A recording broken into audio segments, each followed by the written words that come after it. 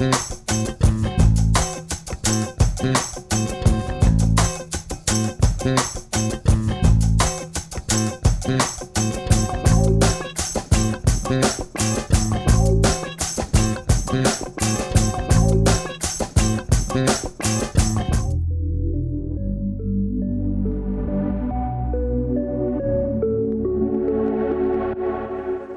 what's going on, Maniacs? I'm John. I'm here with Greg. How's it going, John? From JLS Customs. Man, nice to have you. It's a pleasure to finally do an interview with you. This car is iconic. Why don't you tell everybody out there what it is that's behind us here?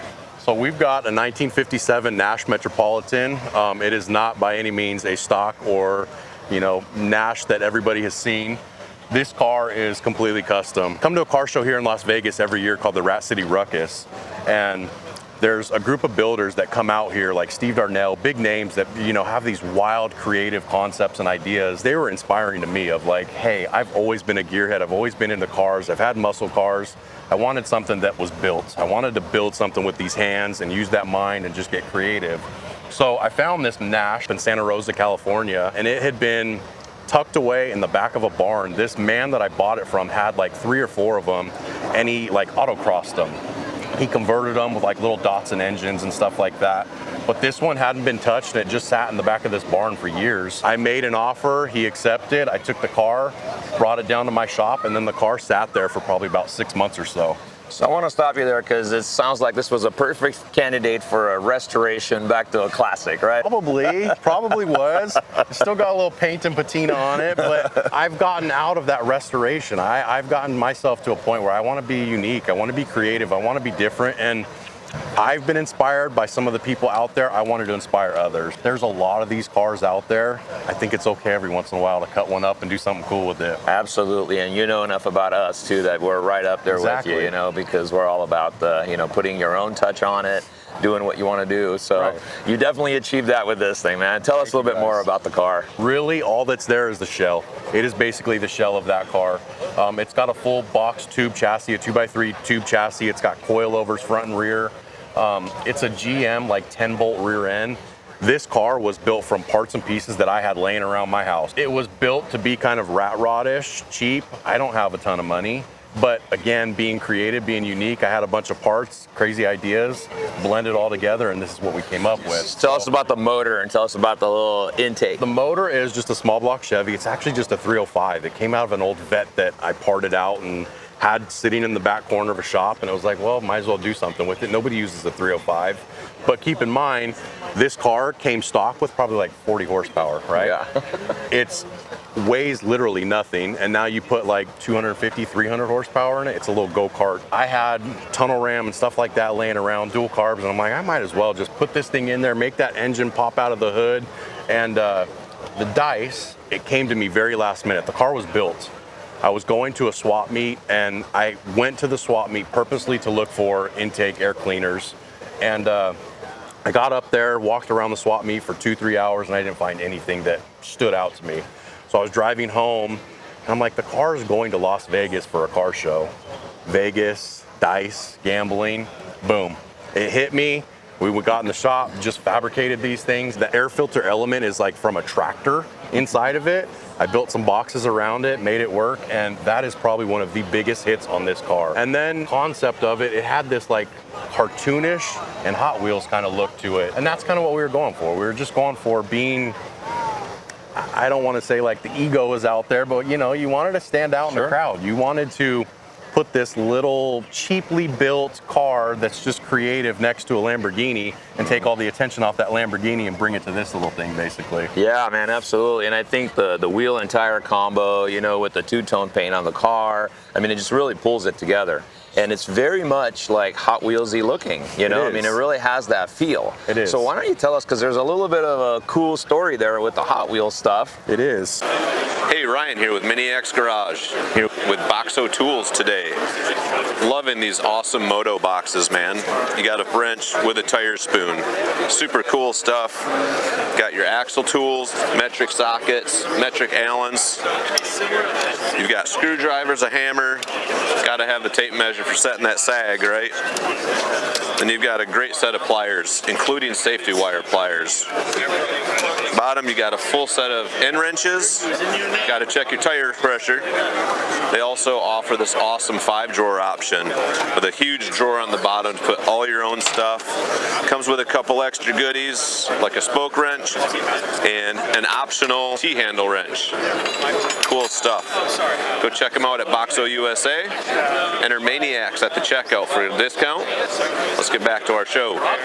This is the second year this car's been to SEMA here, but in 2019 this was entered in the Hot Wheels Legends Tour, and I think you guys are familiar with the Legends Tour as well. Yeah, we gave it a shot at some point and got up to runner up there, and then we kind of fell off after that. So, well, 2019 this was the winner.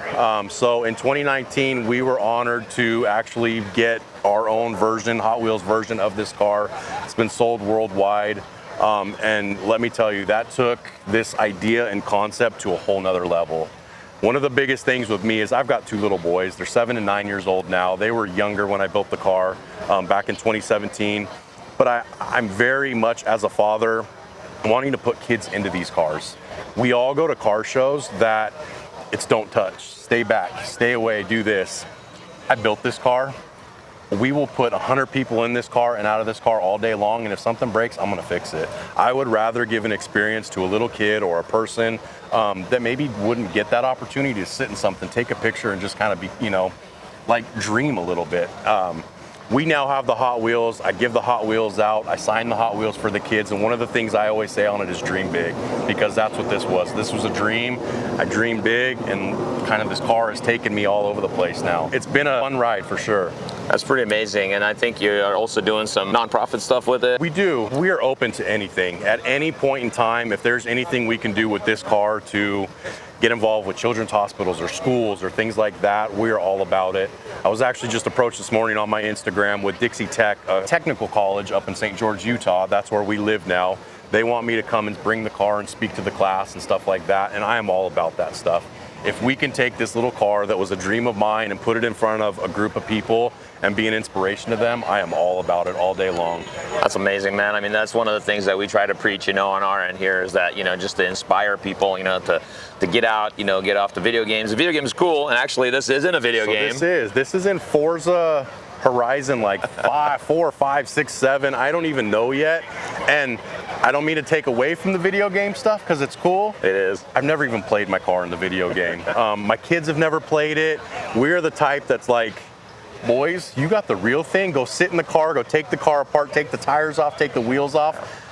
Again, I don't want to knock the video game, and it's such a cool thing to have, but me not being in that world is what created this kind of stuff, basically. Well, I think it's cool that, you know, you can have the video game, you can play it in the video game, right? And you can be in it's a real deal. But at some point, you got to get out in the garage. You got to wrench on something, you got to build something that's got a completely different fulfillment level when you're out here and people are talking to you about your car. So, you know, we're encouraging everyone out there, you know, that's even has the inkling to maybe build something at some point, you know, to just start small, get out there. It doesn't take a lot of money, right? So, I mean, like, you know, how he started with it and really piecing it together. Yes, there's, you know, $500,000, $1 million cars out here this week, but you can do that. You can be right here and you can get the same kind of, actually probably more recognition in some instances. I am just an average guy. I'm a contractor by day. I'm a dad. I had a passion for cars. I wanted to build something. I got out of the muscle car scene and wanted to customize. I didn't know what I was doing. There's things today on this car that now that I've built 3 or 4 cars, I'd probably go back and change.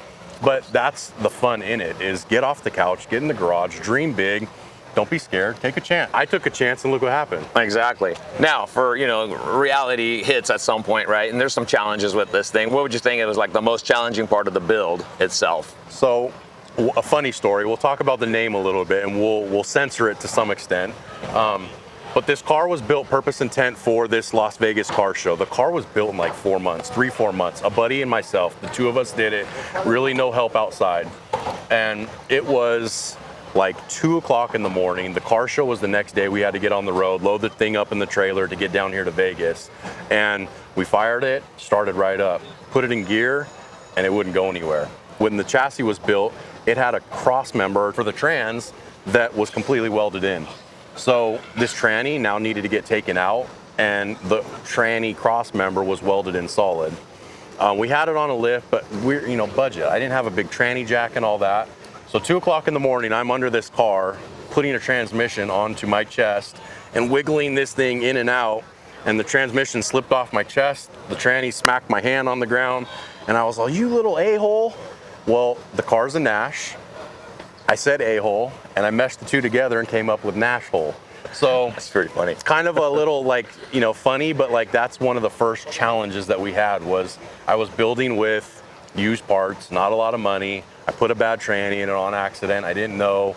2 o'clock in the morning, you know, you're making these mistakes, but we thrashed, we got the car back together, and that car actually went to that show and it got 2017 Best Fabrication at that show. How cool was that? So that was a little bit of like a bad moment for the car, but at the same time it turned into a good moment because that's how it got its name. Yeah, and look at it now, you know, and everything that it brought, you know, along on the way. So man, we thank you so much for your time, Greg. It was so cool, dude. You want to plug your JLS Customs? Yeah, JLS Customs. If you haven't checked us out yet, please check us out, TikTok, IG, and all the good things.